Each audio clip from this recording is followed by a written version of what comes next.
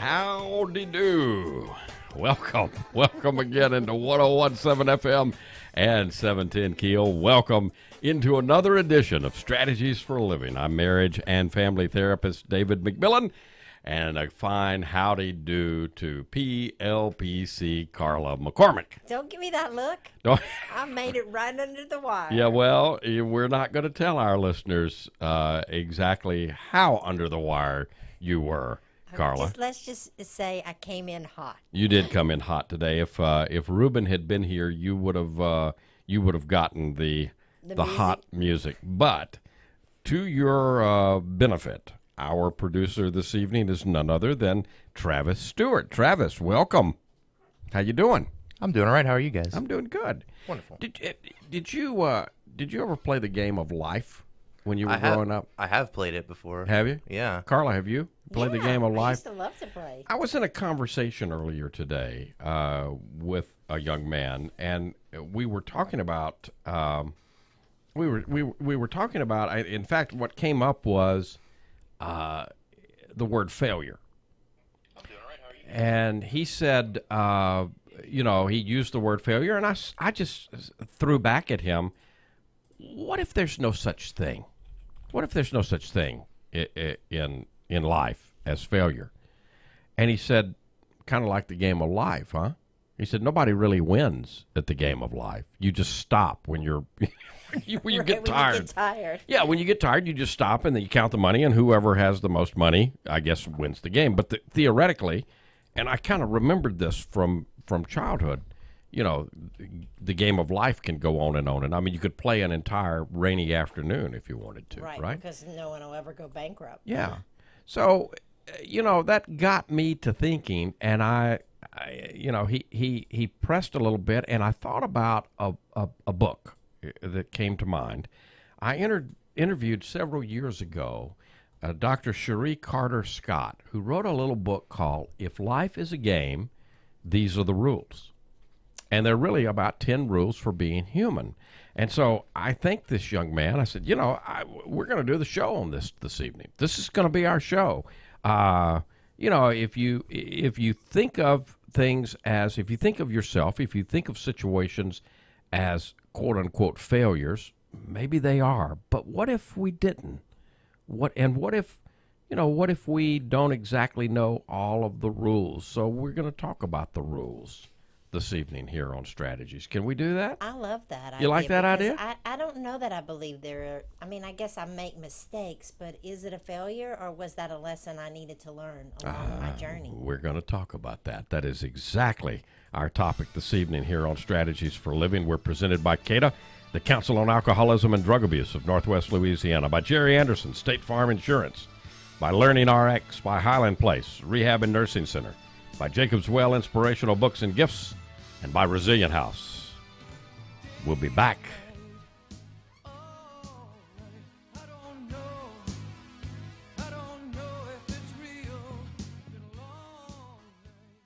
If we're talking addiction prevention, education, and treatment in Shreveport-Bossier for 60 years, we're talking about CADA. Let's talk about addiction. Let's talk about treatment. Let's talk about getting your life back. The Council on Alcoholism and Drug Abuse, CADA, has been helping individuals and families in Shreveport and Bossier City for 60 years now. CADA provides intensive residential treatment as well as outpatient services too. CADA treats women with children, pregnant women, adolescents, veterans. CADA has helped thousands and thousands of people in North Louisiana from just about every race and ethnic background, every socioeconomic level, across every class line. CADA has helped single mothers, attorneys, teachers, nurses, doctors, construction workers, musicians.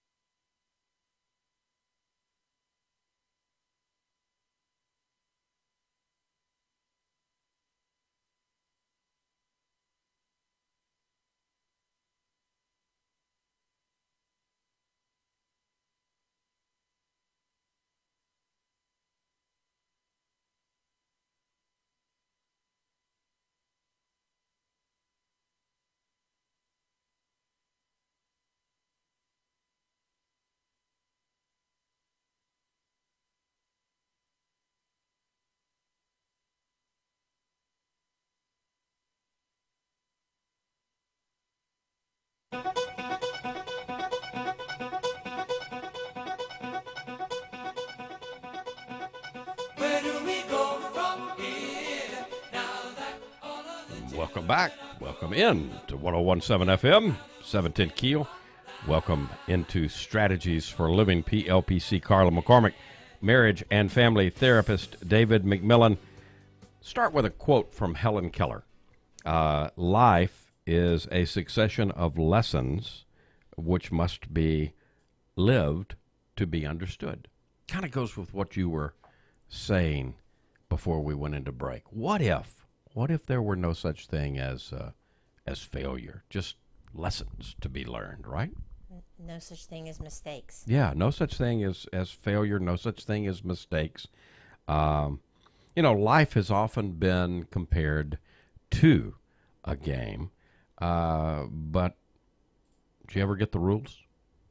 No, dang it. Yeah. Sometimes I've often felt that way. Like, when they gave the rules, I was like absent that day from school. Yeah. Well, and we went to Catholic schools. Attila the nun didn't give you your copy. Right. They're like, she doesn't deserve one. Yeah, little She's not Carla's smart enough. not going to get these rules. Okay, so I interviewed Dr. Cherie Carter Scott several years ago. Neat little book that came out of one of the Chicken Soup for the Soul books. Oh. Yeah. So, in fact, Jack Canfield, one of the co-creators of the Chicken Soup for the Soul series, wrote the foreword for this little book. First rule number one, you will receive a body. Okay. Okay. What if you would like to exchange it, please? You may love it or hate it, but it'll be yours for the duration of your life on earth. The moment you arrived here on earth, you were given a body in which to house your spiritual essence. The real you is stored inside the body, all the hopes, the dreams, the fears, the thoughts, the expectations and beliefs that make you the unique human that you are. Though you will travel your entire lifetime together, you and your body will always remain two separate, distinct entities. Wow. That's a rule. Yeah. Yeah. So there's some things that we need to look at here.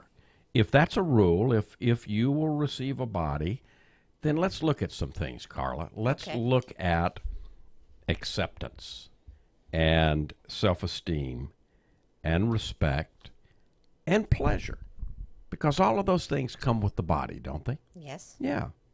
So, quote Louise Hay. I loved Louise Hay. What a gift to the planet she was. Started her own publishing company, Hay House. She said, I find that when we really love and accept and approve of ourselves exactly as we are, everything in life works. Do you ever have a day where you feel like that, where you feel like okay about yourself, okay about your world, okay about the people, and how everything seems to go really good those days? Mm-hmm.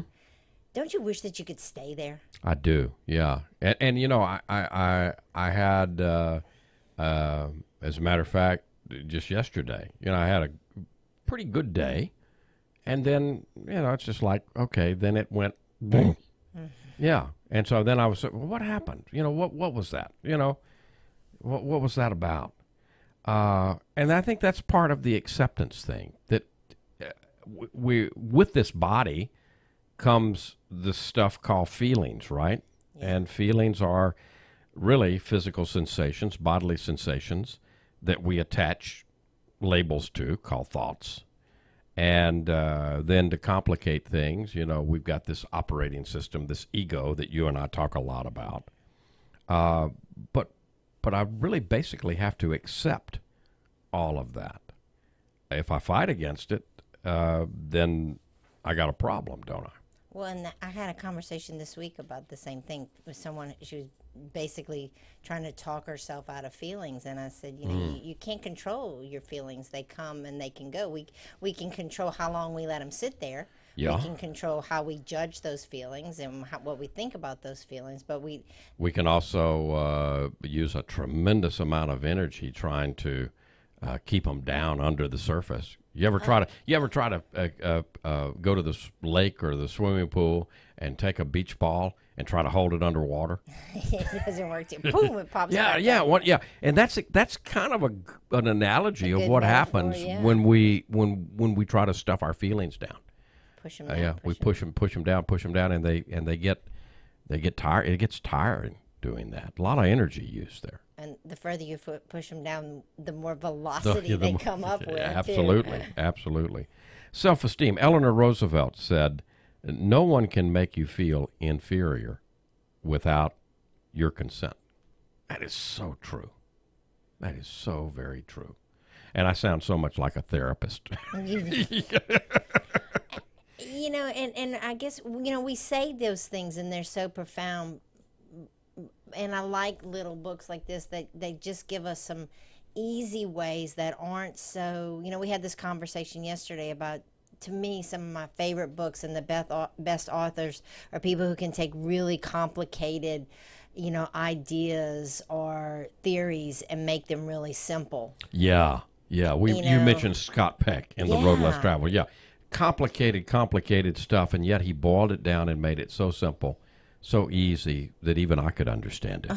or me, you know. So when Eleanor Roosevelt says things like that, what does that mean, and what does that mean to me, and how do I do that, and how am I doing that? How am I giving them permission to, you know, lower my self-esteem? How does that happen? Yeah. So how does that happen, Dr. David? Well, again, it's an inside job with us, isn't it? I mean, you know, remember when before Reuben left, we were talking about him being green? Yes.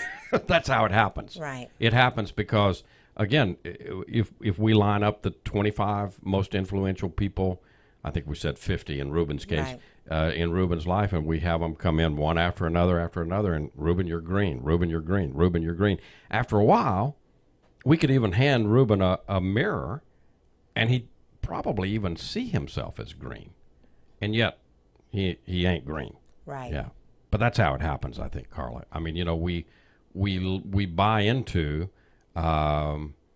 collectively that this ego thing, this operating system thing, it's not just individual. It's the collective. I mean, you know, just read a newspaper, turn on CNN, turn on Fox. We're screwed up. Well, let's get unscrewed up. Yeah. Another thing we've got to deal with is respect. Susie Pruden says your body is your vehicle for life. As long as you're here, live in it. Love, honor, respect, and cherish it. Treat it well, and it will serve you in kind. Pretty good advice, huh? Very good advice. Yeah. So to respect your body means to hold it in high regard, to honor it. You know, as little Catholics, what were we taught? The body is a temple. Temple of the soul. The body is the temple of the soul. Never forget that. And then we got to get pleasure in there, don't we? Because the body is about, you know, you can have a lot of pleasure in the body. I'm gonna quote that great philosopher, Bruce Springsteen. Yes. And what did the Bruce have to say? What did the boss have to say? It ain't no sin to be glad you're alive. I kind of like that. Yeah, it's pretty good. Pleasure is the physical manifestation of joy. Your body teaches you pleasure through your five senses. And when you indulge in any spontaneous behavior or physical sensation that unlocks the joy stored within you, you create space in your consciousness for pleasure. So, you know, what brings you pleasure? You know, if it's healthy and it's legal, well, do it. Do it often. Why do it not? a lot. Yeah, do it a lot. it's going to give you lightness of your heart, and it'll do wonders for your soul too. Yeah. So, rule number 1, you will be issued a body. We're going to take a break, and we'll come back, and this kind of melds right into it. Rule number 2 is you will be presented with lessons. Ooh. We're talking if life is a game, these are the rules. You got to know when to hold them, know when to fold them, know when to walk away, Oh gosh. know when to run. Yeah, Here we go. Yeah, I love it. We'll be back. Boredom overtook us, and he began to speak. He said, son, I've made a life out of reading people's faces.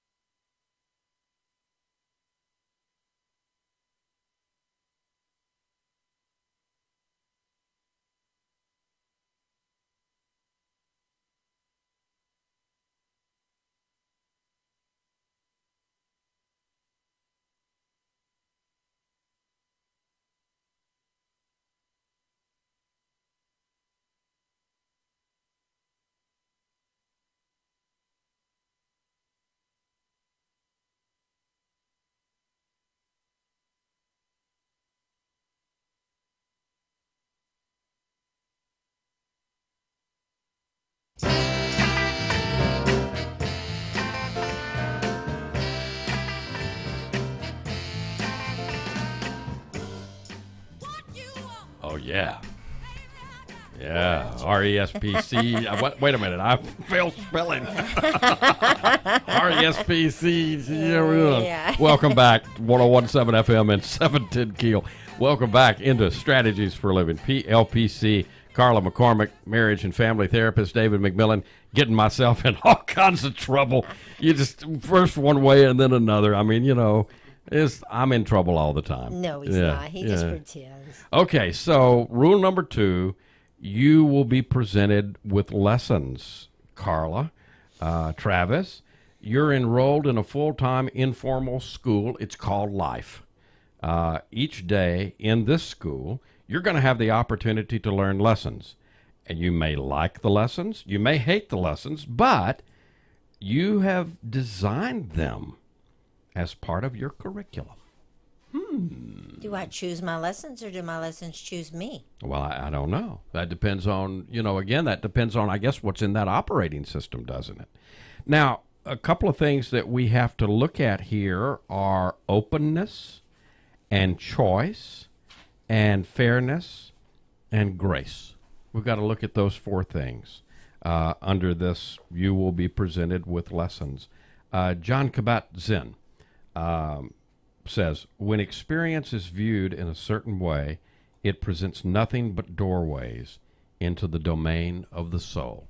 Now, see, I think that kind of gets back into how am I going to look at the things that happen to me, the things that I go through, the events, the triggers, the circumstances, the having the experience of having a pretty good day and the, not having a good day. Well, okay, that's life, isn't it? Right. That's part of life. So am I open? Openness means being receptive. Life's going to present you with lesson after lesson after lesson. Am I open to those? And some of the lessons, quite frankly, may suck. Right. Yeah. And they hurt. Yeah, and they hurt. But what did Ben Franklin say? Those things that hurt instruct. Ben was a pretty smart guy. Well, there are some people that believe that you will have to have the same lesson over and over until you learn it. Well, yeah, some people do think that, and that is in fact, it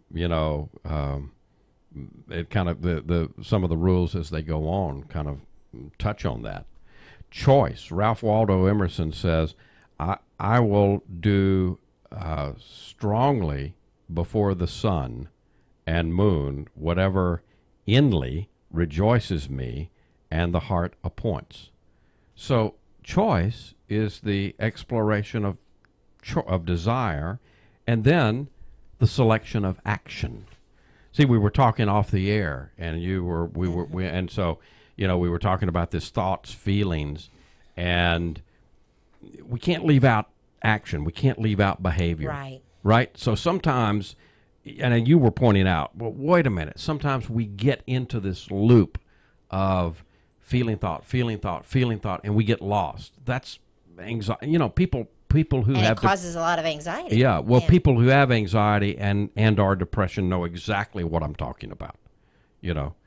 But we forget sometimes that it's a three-legged stool that we have, right?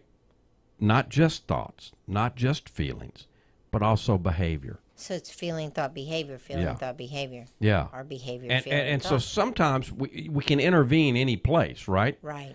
And probably the easiest place, I mean, we therapy types like to intervene at the cognitive. We like to intervene at the thinking level. Yes. Yeah, but sometimes we forget that, well, wait a minute, there's a link between feelings, thoughts, and behavior. That's why in the recovery movement, in the AA movement, you get sayings like, fake it till you make it. Act as if, keep coming back. Just do the behavior. Right. Do the behaviors and everything will fall along, because feelings do follow behavior, Yes. Yeah. So if I behave in such a way for, enough time, Then eventually I'm going to feel differently about it. yeah, maybe I'll think differently about it. If I think differently about it, I'm going to feel differently about it because there's a cycle there. That makes sense? It makes it makes a lot of sense. There's an unknown author when we talk about fairness, who's quoted as saying, I cried because I had no shoes until I saw a man who had no feet. Yeah, I know. Yeah. And I have a problem with that because when I was at the depths of Yeah. my despair, Yeah. and people would say things like, "Why aren't you happy? Like you have that. everything to be Yeah. happy about, and Yeah. be grateful." And Yeah. and they, and I was told that quote, and I can vividly remember sitting on the floor crying and going, "I know that I should be grateful that I have feet, but it sure does suck to not have any shoes." And the point I was trying to make is, that's good that I don't have feet, but when I'm running running across the gravel and the rocks barefooted, that still hurts a lot. Yeah. So, Yeah. and I think sometimes we minimize people's pain with those kinds of quotes, Yeah. like Yeah. just be grateful because, there's always someone worse than you. Okay, but Kind but of. I think you got to balance that, and I totally agree with you. Totally agree that there's no platitudes here. We need to listen to each other. We need to try to understand each other. We need to try to validate each other. At the same time, there's balance. Okay, so look at you now. Look Yeah.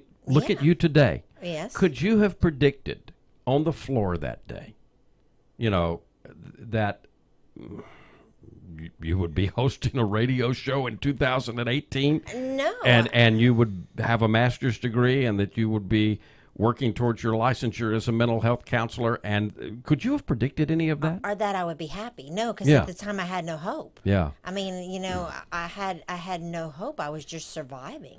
I didn't even know that I could ever be happy again. So here's the thing that comes into play that we need to remember with this rule, this particular one, and it's grace. It's not just choice. It's not just fairness. But it's also, it's not just openness, but it's also grace. Rabbi Harold Kushner says, you nourish your soul by fulfilling your destiny. Grace is one of those intangible qualities that's difficult to describe, but we know it when we see it, don't we? It's easy to recognize. Yeah. Yeah.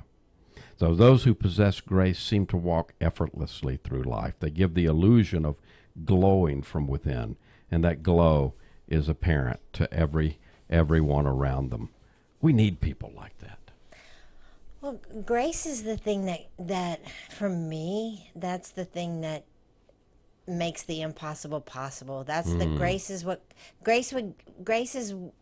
what helps me get the things I don't deserve. Yeah. Sometimes, Yeah. the forgiveness, the joy, Yeah. that's the freebies. That's the lanyap. That's Yeah. grace. Yeah. Lanyap. I like that word. Good Louisiana word. A little something extra. I go get a dozen oysters and I get 13. No, Go to they're not Southern good. Maid and I order a dozen donuts and I get 13. Pretty good stuff, huh? Lanyap. Yeah. So, rule number 3, there are no mistakes, only lessons. Now, see, this gets right to what, the conversation that I was having earlier today. Growth is a process of experimentation, a series of trials and errors, and occasional victories. The failed experiments are as much a part of the process as the experiments that work.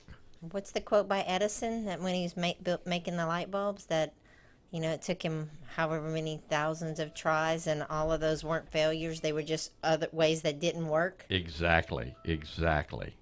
So some of the things that we've got to keep in mind here would be compassion, forgiveness would come into play here, ethics would come into play here, and last but not least, humor. Yeah. So Norman Cousins says the individual is capable of both great compassion and great indifference. He has it within his means to nourish the former and outgrow the latter. I love that she added humor because Yeah. for me to be able to laugh at myself and laugh at my mistakes, I have to not judge myself harshly, and I have to be able to realize and let it go. Yeah. People who take themselves too seriously or super hard on themselves can't laugh at their mistakes. She quotes Catherine Mansfield, it's of immense importance to learn to laugh at ourselves. The lesson of humor means learning to invite levity and amusement into situations that might otherwise be disastrous. How many times have you been in a situation where a colleague and I, two colleagues and I, were in a situation several weeks ago that got heated, and so I'm on one side, another colleague's on the other side, third colleague's kind of at the head of the table, and what we were talking about was intense. And at one point, our colleague at the head of the table grabbed.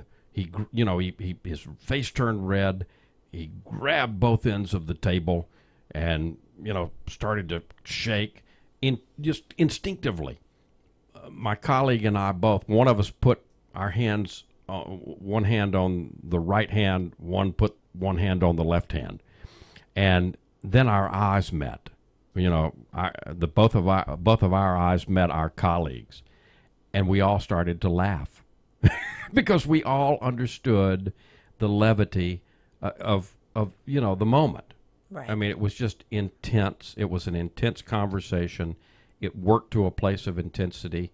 But when we realized, okay, nobody's going to, whip anybody's behind here. Right.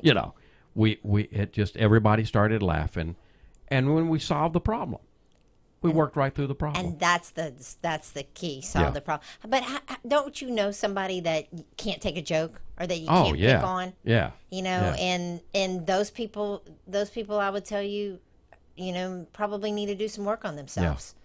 It goes back. Alexander Pope says, "To err is human, to forgive divine." So and I talk a lot. I talk a lot with couples and with myself. Forgiveness is like taking a shower. I mean, what happens if you don't take a shower every day? You get stinky and dirty. Yeah, and you feel yucky. So you got to forgive every day. I mean, some of us take a couple of showers a day. Take a bath in the morning, or shower in the morning, the bath in the evening, or whatever. And that's forgiveness. Forgiveness is the bath of life to me. And I would say, take that one step further. Forgiving other people is pretty easy. It's forgiving the self. yourself. Yeah. Elizabeth Kubler-Ross says about ethics, there are no mistakes, no coincidences. All events are blessings given to us to learn from. Isn't that great? I like Elizabeth Kubler-Ross. I do too. What a gift she was to the planet, right? I love that you say that. I like the way you phrase that, a gift to the planet. I would love that when I leave this earth and leave a legacy, somebody would say she was a gift to the planet. You already are. That makes me smile on the inside. Can you imagine how many lives that you don't know, that you will never meet now, that you're touching? I mean, think about that.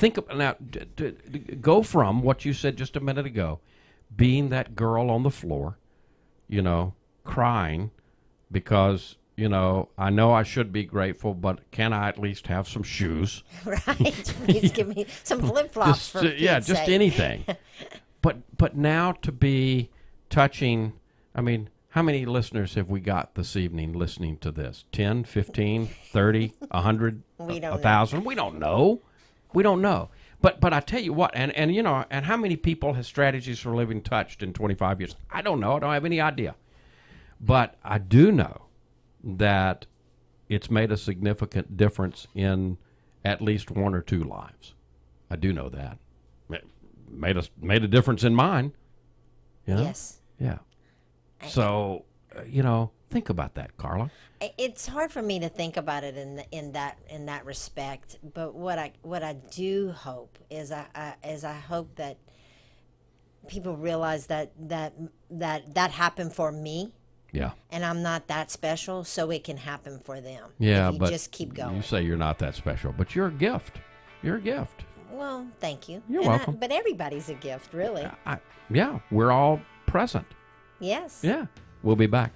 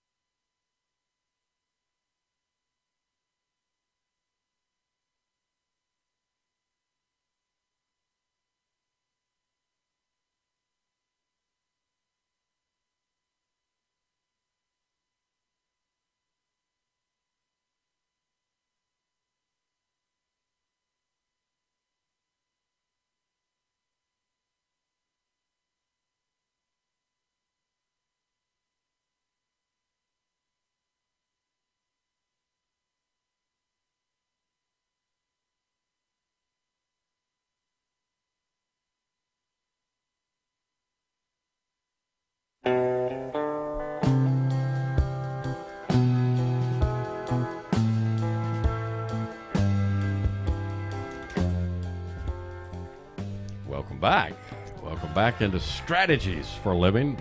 1017 FM, 710 KEEL, PLPC Carla McCormick, marriage and family therapist David McMillan, talking about a great little book. We're going to have to do this tomorrow night, too, you realize, because we're not going to get, there's 10 of these, so we're only going to get through 5 of them this evening. Well, I can So see part why 1 and part 2. I can see why it was such a good book because it's simple but it's profound and difficult maybe to practice, but the ideas are simple and easy to understand, and they kind of hit home, don't they? They really do. So rule number 1, you'll receive a body.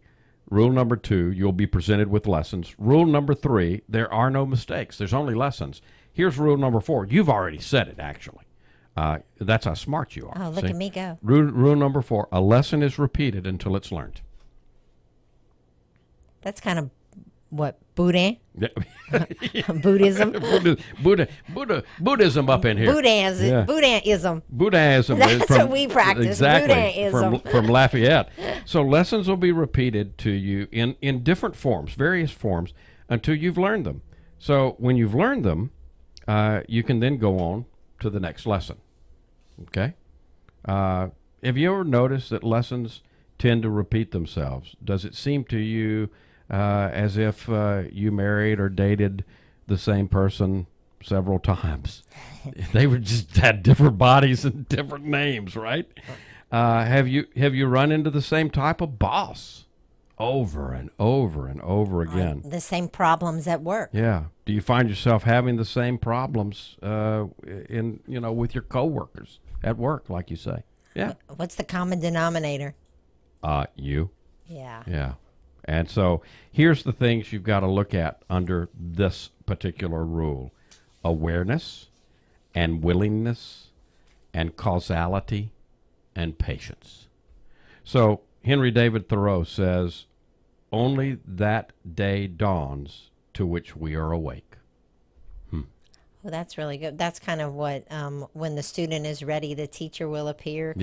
Kind of, a grasshopper. Yeah. Awareness is the process of becoming fully conscious. How many of us live into our 80s and 90s and we're really not truly conscious of what's going on? Do you think people who are not truly conscious realize they're not truly conscious and that's a choice? Maybe at some level, yeah. Kind of, I'd rather stick my head in the sand and not know. Well, what's the saying? I don't know who said this, but ignorance is bliss. Right. Yeah. We tend to, have a lot of ignorance. Well, because if I know, then I have to do something about it, right? Or I should, or I need a change. Well, and that gets into willingness. So H. Jackson Brown Jr. I don't think that's the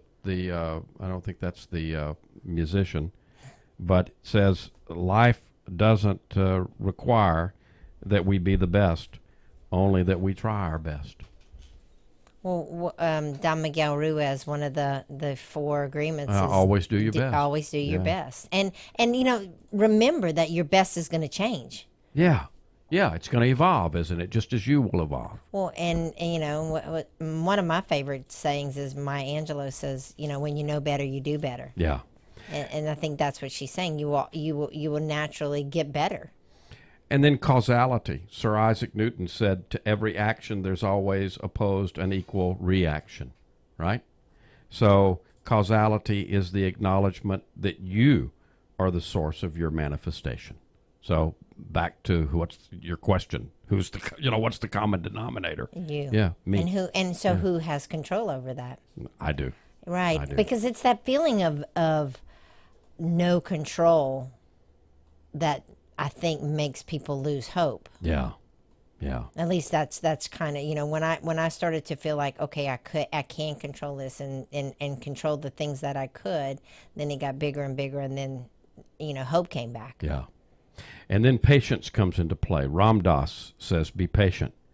You'll know when it's time for you to wake up and move ahead. So patience is the display of tolerance while awaiting an outcome. You're presented with the lesson of patience the moment you try to create a change within yourself. You expect immediate results and are often disappointed when your first few attempts to follow through fall short. When people who try to lose weight cheat on their diets, they get very frustrated with themselves for not being able to stay on their new eating regime, and they berate themselves for not changing their patterns. So, we have to have patience. We have to have patience with ourselves. We have to have patience with others. When we say the Serenity Prayer in group, I always add the verse that says, the Serenity Prayer says, God grant me the serenity to accept the things I cannot change, which is really other people in the past. Right. The courage to change the things I can, which is me. Me. And the patience for the changes that take time. Yeah. Yeah. I like that version. Yeah. Yeah. So rule number 5, learning does not end. What's the Randy Travis song? Forever and ever, amen. Yeah. So learning does not end. There's no part of life that does not contain lessons. If you're alive, there are lessons to be learned. And I think that's even on our deathbeds.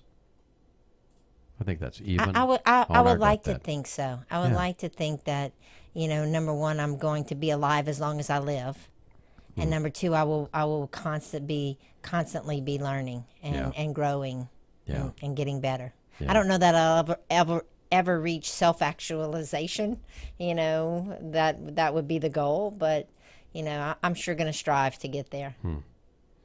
I don't know. I think my father, I was right there with him when he passed, and it took him a few days. I can't be sure. I think I want to think he learned some things, but I know I learned some things on his deathbed. One of the things I learned, we grew up Catholic, right? Right. Well, the priest showed up, right, to give my father the last rites. And we're gathered around his bed, and the wonderful priest who came anointed my father, and then he said, and around the bed is me and my brother and my sister-in-law and Dorothy, wonderful caregiver to my mother and father. My mother was, in the other room. She didn't really realize what was going on. But here we are gathered around the bed. And the priest's father says, okay, well, now I've anointed Claude, and now he can't go to communion, so we're going to go to communion for him. And he turns to Dorothy, and he presents the host. He says, the body of Christ. And Dorothy says, oh, Father, I'm not Catholic. And the priest said, what would Jesus want you to do? And she said, well, he would want me to go to communion. And he said, Dorothy, the body of Christ. Wow. Isn't that powerful?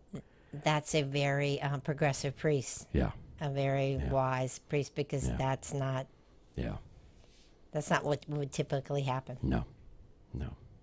So the learning does not end.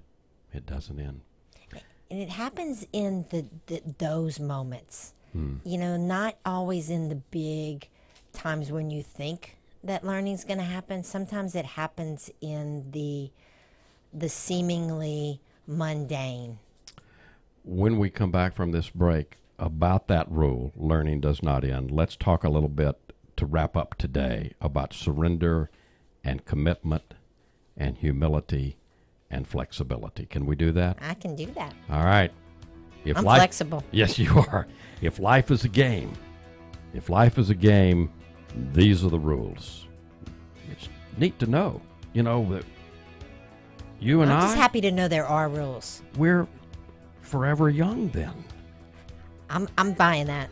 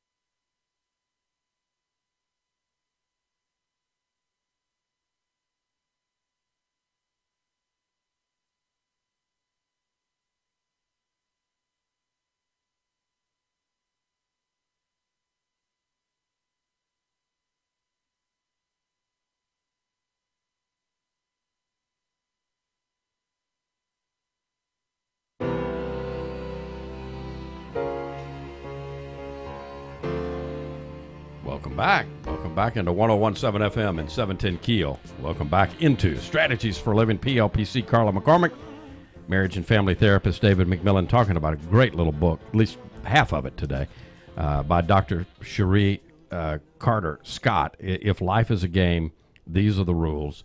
We're on rule number 5. We'll do 6 through 10 tomorrow evening. Okay. So we'll do part 2 tomorrow. I love this book. I never had this book. I never read this book. Rule 5, learning does not end. And we said, some of the things you got to consider here, and this is a big one, surrender. And quote Marianne Williamson, surrender doesn't obstruct our power. It enhances us. Surrender is the transcendence of ego and the release of control. When you surrender to your lessons that arise, you allow yourself to flow with the rhythm of life rather than struggling against it. The peaks and valleys that mark your personal path become easier to traverse when you surrender to them. Isn't that vulnerability? It is, yeah. Then there's commitment. You quoted this guy earlier, Thomas Edison. Our greatest weakness lies in giving up. The most certain way to succeed is to always try just one more time. Yeah. So commitment. Just keep trying. Commitment means devoting yourself to something or to someone and staying in there, staying with it, no matter what.